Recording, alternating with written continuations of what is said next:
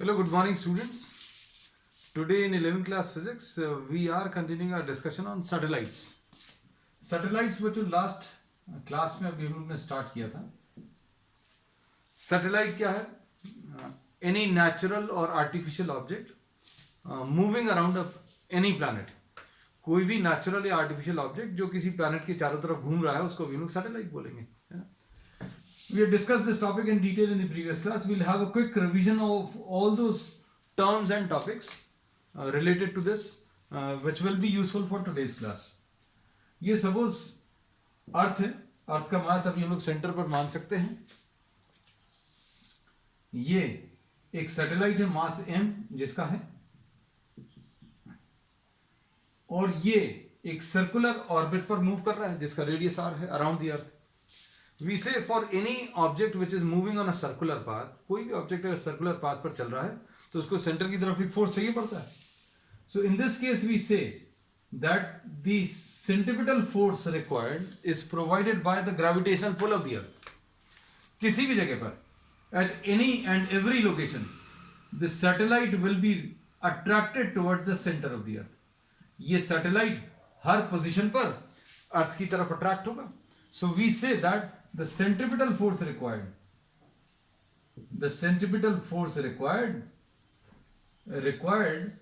is provided by the earth's gravitational pull.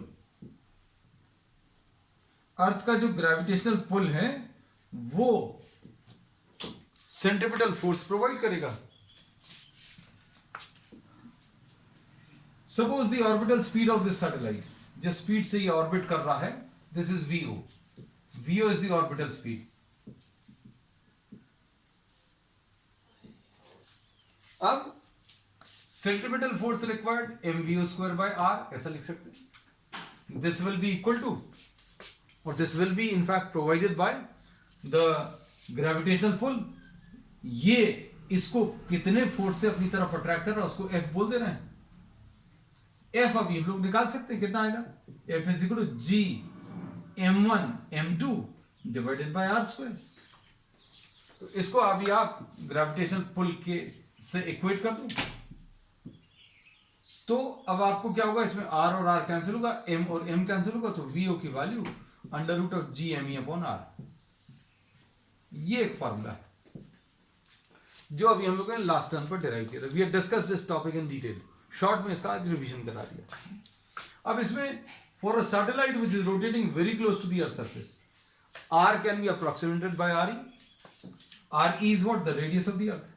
ये earth का radius बच्चों हम लोगों ने कितना re अज्यूम किया. और अगर ये सैटेलाइट बहुत पास में है अर्थ के तो r can be approximated by re, और VO की वैल्यू कितनी आ जाएगी? Under root of G M E upon R E, ऐसा लिख सकते हैं. और ये जी एम ई की वैल्यू क्या लिख सकते हैं? G की वैल्यू होती है बच्चों G M E upon R E square.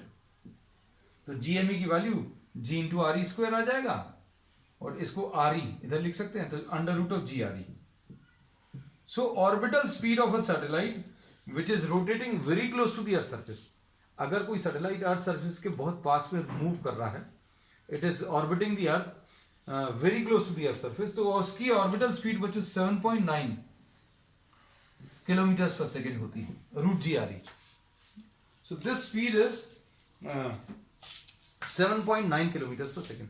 अब ऑर्बिटल स्पीड किस किस फैक्टर्स के ऊपर डिपेंड करती है? तो देखो, orbital speed depends on the radius of the orbit and it depends on what the mass of the planet. In this case is earth. अगर कोई और प्लैनेट होता तो मास ऑफ अर्थ की जगह मास ऑफ द प्लैनेट आ जाता. किस factor के ऊपर डिपेंड नहीं कर रही? तो बच्चों ये मास ऑफ द सैटेलाइट के ऊपर डिपेंड नहीं कर रहा. आप 100 kg का एक सैटेलाइट ले लो या 200 kg का सैटेलाइट, वो सेम ऑर्बिटल स्पीड से मूव करेगा. ठीक है. अब इसमें एक और चीज, बहुत सारे फैक्ट्स हैं जो अभी हम लोग इससे रिलेटेड डिस्कस करें. एस्केप वेलोसिटी हमें मालूम है रूट टू जी आर ई होता है. मतलब इसमें एक मैथमेटिकल रिलेशन एग्जिस्ट करता है किसके साथ? एस्केप वेलोसिटी और ऑर्बिटल स्पीड में. हालांकि दोनों अलग अलग कॉन्सेप्ट्स हैं, for a satellite rotating very close to the earth surface, the orbital speed का √2 टाइम्स अगर आप कर दोगे तो वीई आ जाएगा। इसका मतलब क्या है, अगर आपने किसी सैटेलाइट का जो कि अर्थ सरफेस के पास में घूम रहा है उसकी स्पीड अगर √2 टाइम्स कर दी, if the speed of a satellite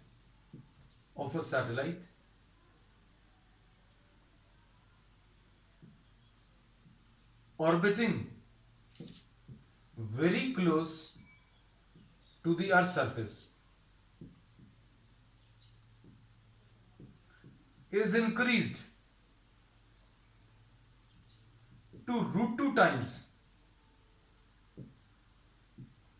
its present value, then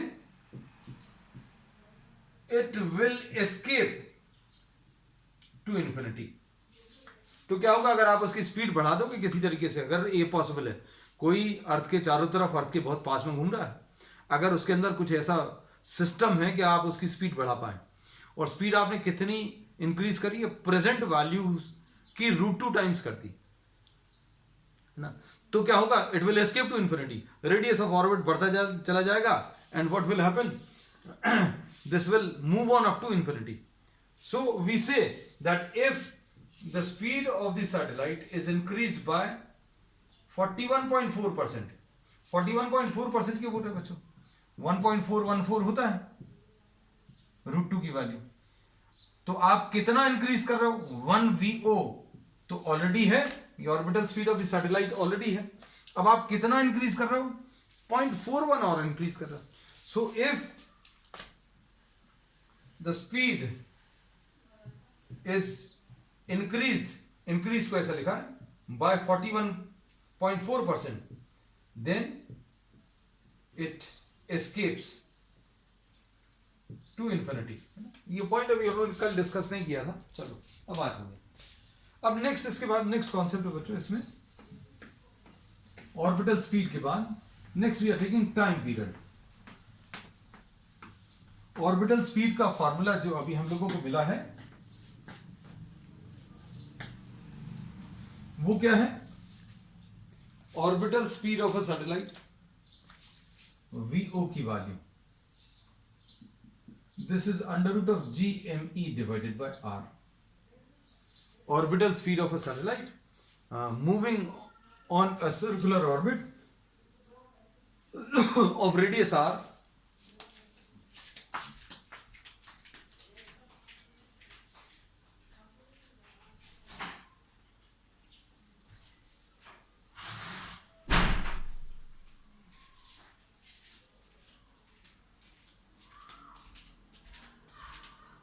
orbital speed of a satellite moving on a circular orbit of radius r is given by this radiation है। तो ये मास ऑफ द अर्थ है, ये radius of the orbit है। अब इसमें एक चीज और अभी हम लोग कह सकते हैं, just try to understand this. Suppose radius of this earth is RE and the altitude from the earth surface is h। Earth surface से कितनी ऊपर है वो सैटेलाइट, वो h लिख दिया। h is the height of the satellite above the earth surface, above the earth surface। ठीक, तो r की वैल्यू कितनी आ जाएगी,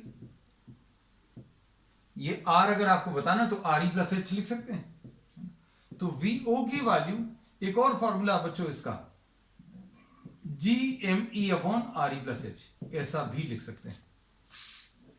तो एक ये फॉर्मूला तो है, एक ये फॉर्मूला भी है, एक और फॉर्मूला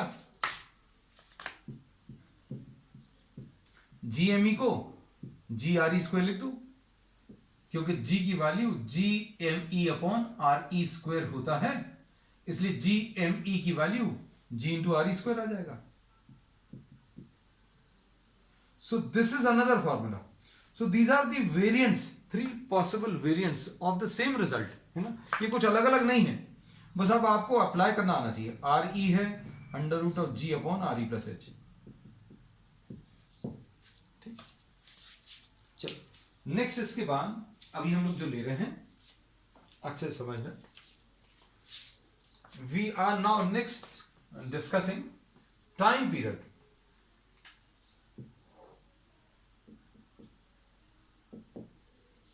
तो टाइम पीरियड क्या है, इसको कैपिटल टी से रिप्रेजेंट करते हैं। इस सर्कुलर ऑर्बिट में अर्थ के चारों तरफ एक चक्कर लगाने में जो समय लगेगा,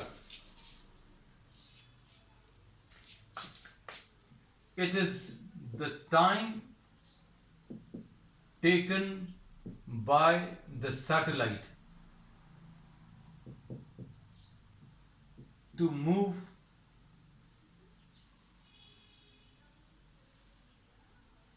around the earth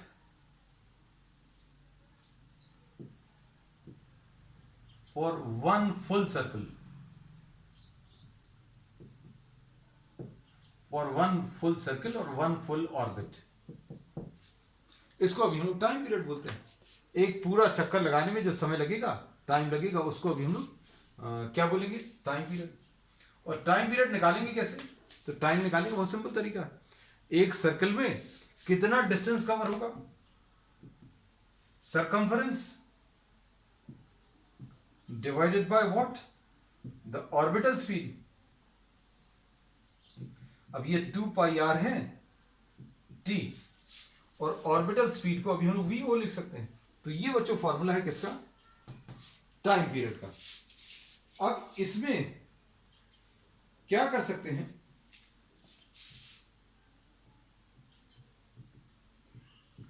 to pi R upon V O, तो वी ओ की वैल्यू ये वाली रख देना, G M E upon R, V O की वैल्यू रख दी। अब इसको ऊपर ट्रांसफर करो, 2 पाई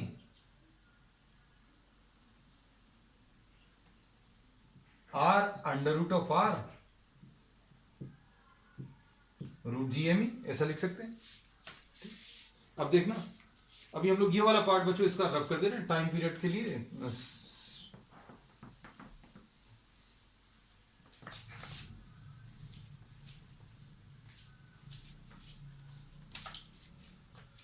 Now just try to understand this। अब इसको अभी हम लोग t को 2 पाई, इसको अभी हम लोग under root of R square लिख दे रहे हैं, square root of R square, क्योंकि आर ही आएगा, और ये स्क्वायर रूट ऑफ आर है, upon under root of G M E. तो रिलेशन क्या आ जाएगा finally, t will be equal 2 pi under root of R cube upon G M E.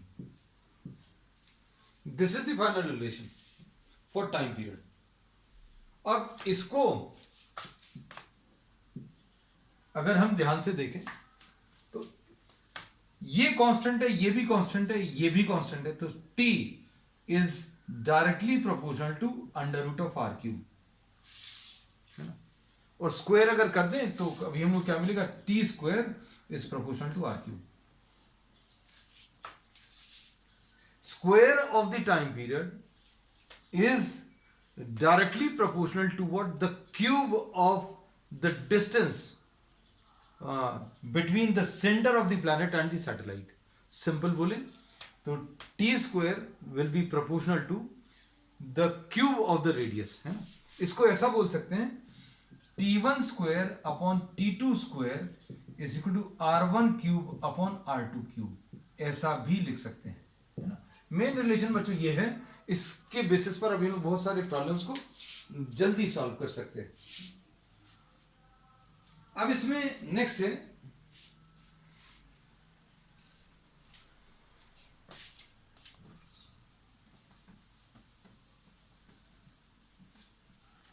Time period को और क्या लिख सकते हैं, 2 pi under root of R cube upon G M E लिखा है, जी एम ई को अभी हम लोग जी आर ई स्क्वायर लिख रहे हैं। जी एम ई की जगह अभी हम लोगों ने क्या लिख दिया, जी आर ई स्क्वायर। अब इसके बाद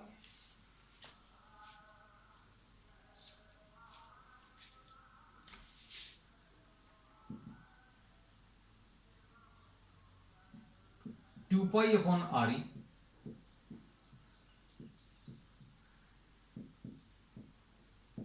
ये भी इसका एक फार्मूला है। और आर की जगह अभी हम लोग क्या आर ई प्लस एच भी लिख सकते हैं। R can be replace by what R E plus H. अब ये कितना आ जाएगा T is equal to 2 pi upon R E under root of R E plus H का। So this is another relation. Same एक ही formula है, उसके 2-3 ये वेरिएंट्स अभी हमने आपको बता दिए। नेक्स्ट इसके बाद नेक्स्ट है height of a satellite. Next अभी हम लोग जो ले रहे हैं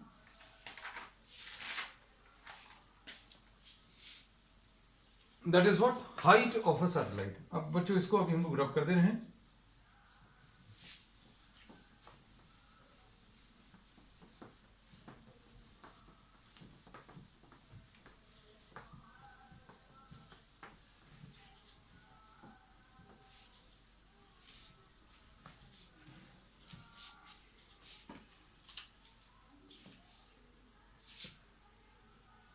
next topic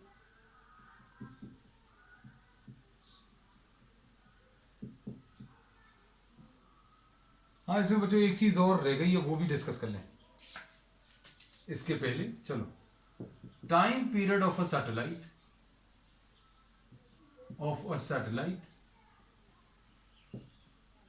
moving around the earth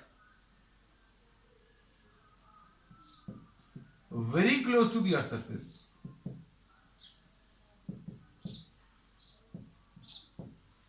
ये कैसे निकाल सकते हैं? अब इसमें देखो, इसमें अभी हम लोग क्या लिख सकते हैं, T is equal to since the satellite is moving very close to the earth surface, तो रेडियस ऑफ द ऑर्बिट जो आएगा, ये तो अर्थ है, ये अर्थ है ना, और radius of the orbit satellite से सेंटर ऑफ द अर्थ के बीच का distance, this can be approximated by what R E. R को very nearly equal to R E ले सकते हैं।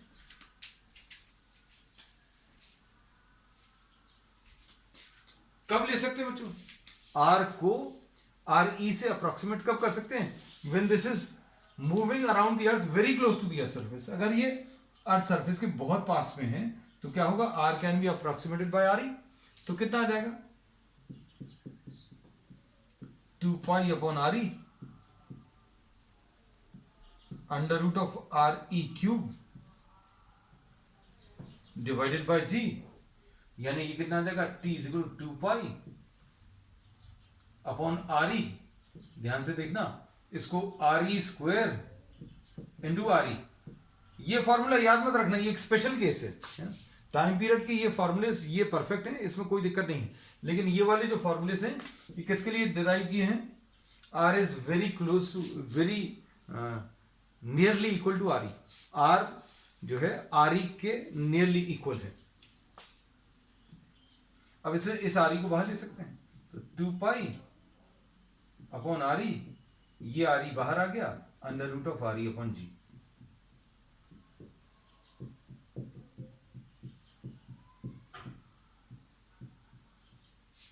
ठीक है, अब इसमें अभी हम लोग क्या कर सकते हैं, वी कैन सिंप्लीफाई दिस। इसको भी आप सिंप्लीफाई कर सकते हैं, and you can in fact find out the value of time period of a satellite which is moving around the earth very close to the earth surface. Earth के बहुत पास में अगर कोई सैटेलाइट है तो उसका टाइम पीरियड कितना आएगा, निकाला जा सकता है। 2 pi under root of 6400 into 1000। 6400 kilometre से बच्चों रेडियस, और ये 10 से डिवाइड होगा। ये सॉल्व कर सकते हैं, ये 8 आ जाएगा, 2 इंटू पाई इंटू 80 आ गया इंटू 10, और ये सॉल्व करने पर बच्चों नियरली 84 मिनट्स आएगा। तो अगर कोई सैटेलाइट अर्थ सरफेस के बहुत पास में अगर मूव कर रहा है तो उसका एक कंप्लीट ऑर्बिट लगाने में कितना समय लगेगा, that will be what 84 minutes. Solve करके आप चेक करके देख सकते हैं। चलो, अब नेक्स्ट टॉपिक इसमें ले रहे हैं क्या, height of a satellite.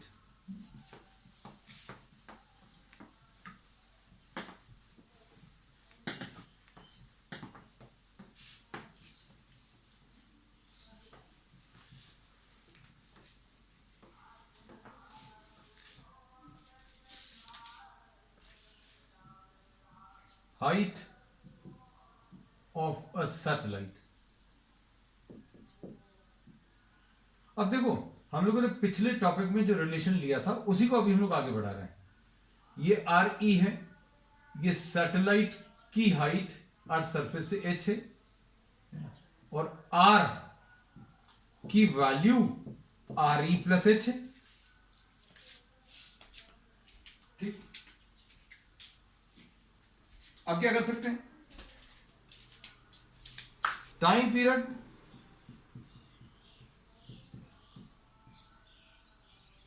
To pi under root of R cube upon G M E ऐसा लिख सकते हैं। ये तो रिलेशन अभी हम लोगों ने किया है। अब जी एम ई की जगह अभी हम लोगों ने आर ई स्क्वायर लिख दिया था, G R E square, this is 2 pi under root of R cube upon G R E square. This we are discussed. अब इससे अभी हम लोग क्या कर रहे हैं, we'll try to find out the value of H. H निकालने की कोशिश करेंगे। कैसे निकलेगा देखो, स्क्वेयरिंग बोथ साइड्स।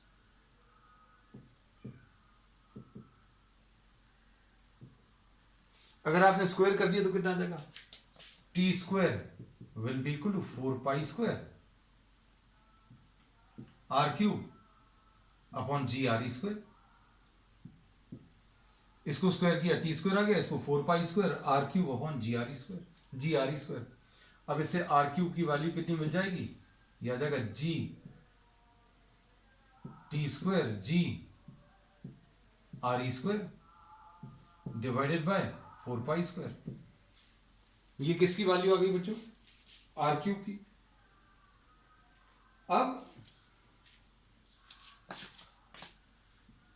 आर की वैल्यू कैसे मिलेगी, ये जो भी रिलेशन है इसके ऊपर टू द पावर 1/3 लगा दें, आर की वैल्यू मिल जाएगी। कितना आ जाएगा ये, जी T square R E square upon 4 pi square. अब इसके बाद क्या कर सकते हैं, ध्यान से देखो, आर की वैल्यू आप आर ई प्लस एच रख लो। आर की जगह क्या रख लें बच्चों, आर ई प्लस एच। अब इसमें आर ई प्लस एच है is equal to G T square R E square upon 4 pi square to the power 1/3। इससे एच की वैल्यू मिल जाएगी, कितनी आ जाएगी, G T square R E square upon 4 pi square to the power 1/3 minus R E. This is the expression for what, the height of a satellite. Height of the satellite निकालने के लिए किस चीज की जरूरत है, आपको सिर्फ टाइम पीरियड की जरूरत है कि भाई आपको एक ऐसा सैटेलाइट चाहिए जिसका रोटेशन का टाइम मान लीजिए 10 आवर्स है, अर्थ का चारों तरफ चक्कर लगाने में उसको 10 आवर्स लग रहे हैं, तो आप टी की जगह 10 रख दो। अगर आपको एक ऐसा सैटेलाइट चाहिए जिसको अर्थ के चारों तरफ चक्कर लगाने में सपोज 15 आवर्स लग रहे हैं, तो अभी हम लोग बोलेंगे आप टी की जगह 15 रख दो, बाकी सारी चीजें कांस्टेंट है। You can substitute everything and find out the height of the satellite. कितने हाइट पर आपको ले जाना पड़ेगा कोई स्पेसिफिक टाइम के लिए, तो अभी आप इस रिलेशन को यूज कर सकते हैं। अब हम लोग क्या बोलते हैं,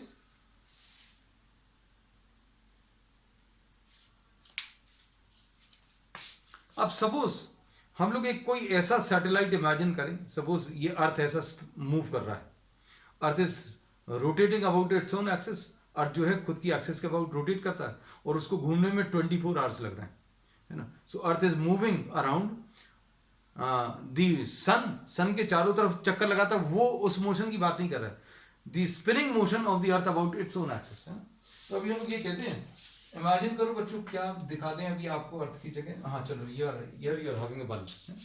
अब इसमें अभी हम लोग बोलेंगे ये जो है ये स्पिन कर रहा है, ये सपोज अर्थ है, दिस इज स्पिनिंग, है ना। इस स्पिनिंग मोशन को कंप्लीट करने में अच्छे से इमेजिन करना बच्चों, यहां कहीं पर सपोज ये लाइन ड्रॉ कर दी, इसको स्पिन करके ऐसा कुछ मूव करके वापस इसी जगह पर आने में 24 आवर्स लगते हैं, और ये ऐसा कुछ स्पिन तो कर रहा है कंटिन्यूअसली, और ये सन के चारों तरफ भी चक्कर लगा रहा है ना. So this is the type of motion which you are having. तो अब हम लोग कोई ऐसा सैटेलाइट इमेजिन करें. जस्ट ट्राई टू इमेजिन कि आप यहां कहीं पर अर्थ के कुछ एल्टीट्यूड पर, अर्थ से कुछ एल्टीट्यूड पर एक सैटेलाइट ले लें. सपोज ये कोई पर्टिकुलर प्लेस है जहां पर आप रहते हैं. This is the place on the earth where you are living, है ना. सिर्फ समझने के लिए कॉन्सेप्ट अभी हम लोग ले रहे हैं. Suppose this is a point which is on the equator, है ना. आप यहां कहीं पर रह रहे हैं. अब आपने अर्थ के ऊपर एक सैटेलाइट लॉन्च किया. अर्थ के ऊपर कुछ हाइट पर एक सैटेलाइट लॉन्च किया.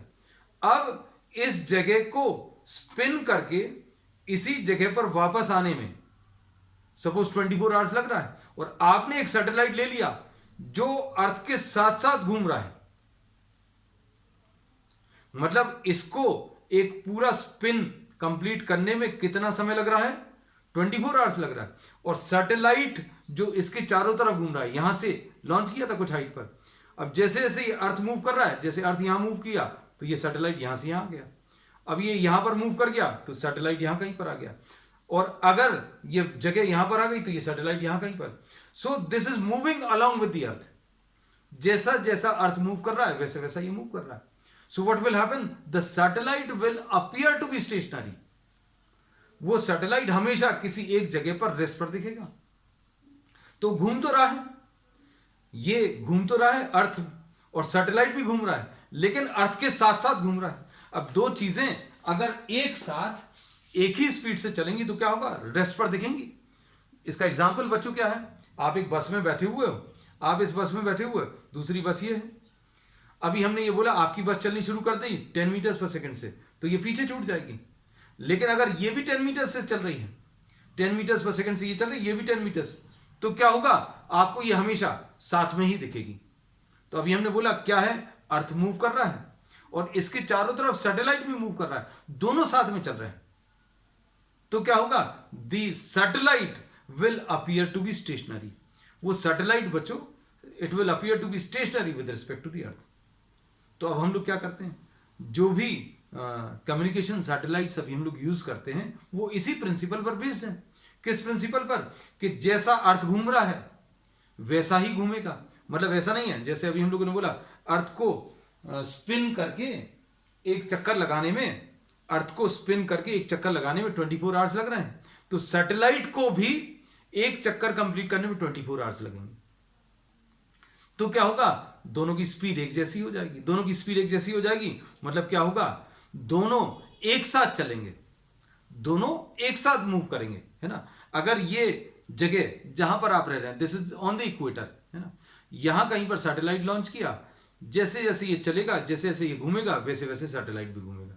और जैसे जैसे ये अपना रोटेशन कंप्लीट करेगा, एक स्पिन कंप्लीट करके इधर पर आया तो सैटेलाइट भी एक रोटेशन कंप्लीट करके यहीं पर आ गया.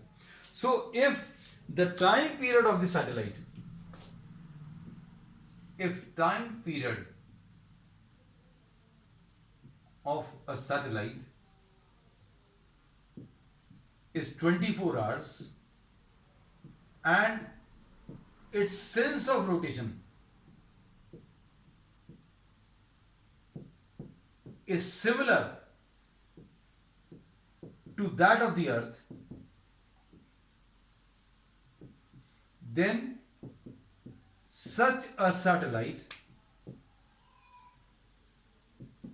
appears to be stationary. appears लिखा है बच्चों, स्टेशनरी तो नहीं है लेकिन अर्थ के साथ साथ चल रहा है. appears to be stationary with respect to the earth,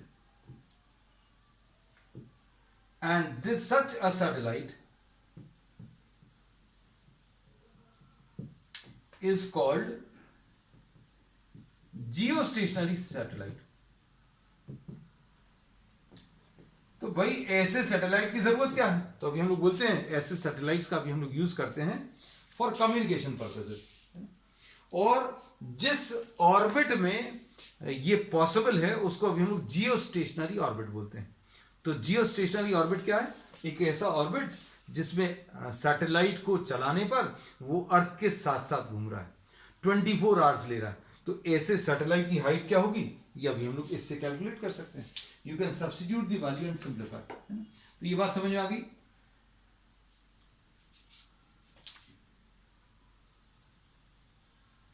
देखो, तो हाइट ऑफ अ सैटेलाइट निकालने का पर्पस क्या था, अब शायद चीजें क्लियर होने लगी होंगी आपको।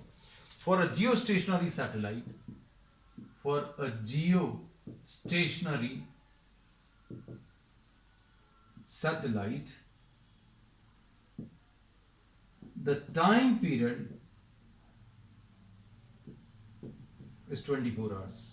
सेंस ऑफ रोटेशन भी बच्चों सेम है, ये याद रखना। उन्होंने बोला कि अर्थ ऐसा स्पिन कर रहा है ना, अर्थ ऐसा स्पिन कर रहा है और अभी हमने सैटेलाइट उल्टा चला दिया, है ना। तो सेंस ऑफ रोटेशन भी सेम रहना चाहिए भाई। 10 मीटर्स पर सेकंड से ऐसा जा रहा है, आपने बोला सेम वेलोसिटी से चला दो, हमने ऑपोजिट चला दिया, तो साथ में नहीं दिखेगी बस, ये तो अलग हो जाएगी, है ना। तो अभी हम लोग बोलेंगे एक ही डायरेक्शन में चलना चाहिए।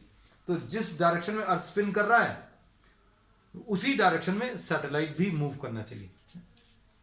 तो टाइम पीरियड बच्चों 24 आवर्स है। Height of Jio stationery satellite,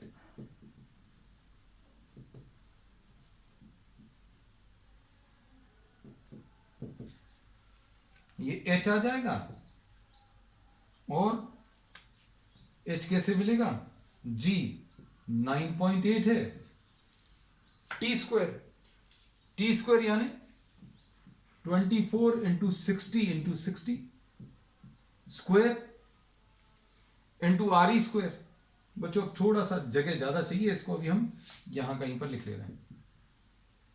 9.8 into 24 into 60 का होल स्क्वायर इंटू क्या चीज है बच्चों इसमें, R E square. R E square की वैल्यू कितनी आ जाएगी, 6400 इंटू 1000 का whole square upon 4 pi square to the power of 1/3 minus 6400 into 1000। इसको सिंप्लीफाई कर लीजिएगा तो ये आंसर बच्चों approximately this turns out to be 36,000 kilometres height of the satellite. तो अगर आपने किसी सैटेलाइट को लॉन्च किया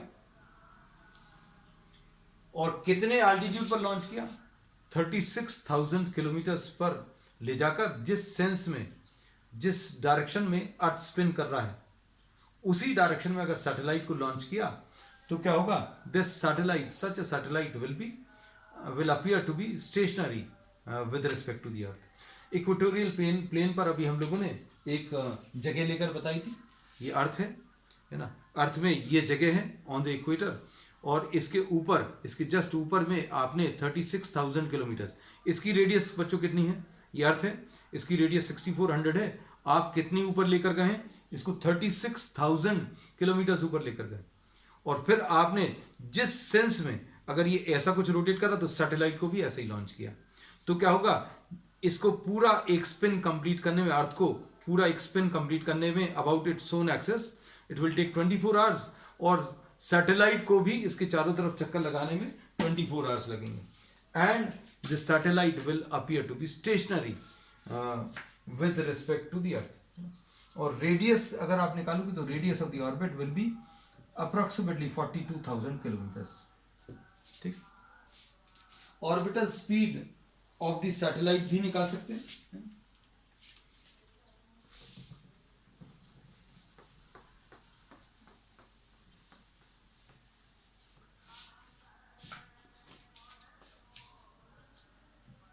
Orbital speed of the geostationary satellite will be equal to under root of g me upon r।